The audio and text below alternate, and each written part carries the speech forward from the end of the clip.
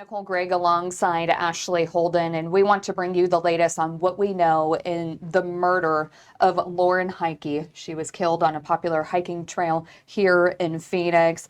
Court paperwork giving new details that you have been tracking today. Yes, because Zion Teasley, he is the suspect in all of this. He had his initial appearance this morning. I've been out on the trail since Monday, but really in the initial appearance and in the court documents that we got, we learned some very important details we've been waiting on. So we now know that DNA from Lauren's shoe links Zion to this case. We also heard that there was surveillance video, plenty of it, and also cell phone records as well, that also tied back to Zion.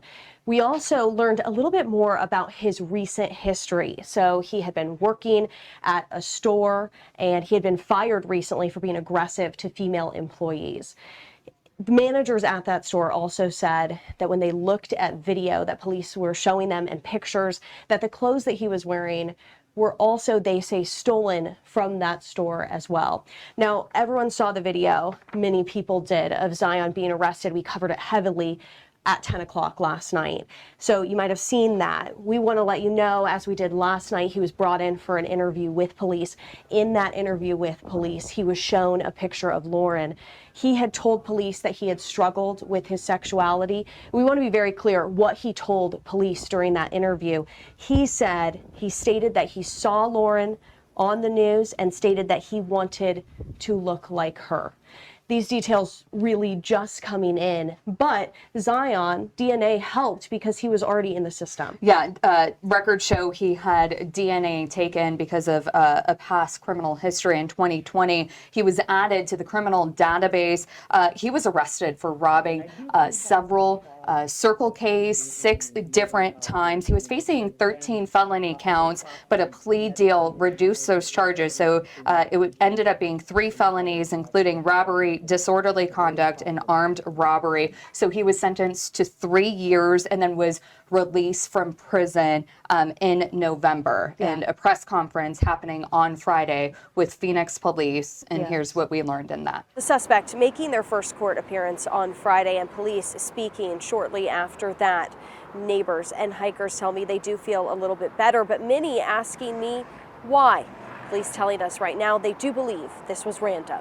I think, it's sort of a mix of emotions, really unsettling. Neighbors in the gated community of Paradise Ridge on edge for nearly a week after Lauren Heike was found stabbed on the popular hiking trails that run behind the community. I believe she fought him off. She was able to get away, but her injuries were too severe and she just couldn't continue. Court documents and police giving more details on the vicious attack. Lauren stabbed 15 times. Good morning. Sir, may I have your full name and your date of birth, please?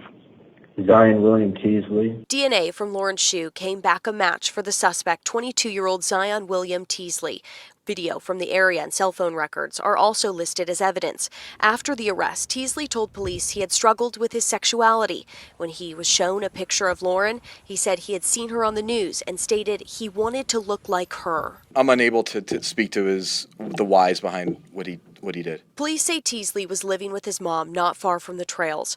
In 2021, he had been convicted of multiple crimes, including armed robbery, and was released a few months ago on probation. We spoke with one close friend who lives near the family's former address. When you saw the picture on the news today, were you surprised? I was shocked.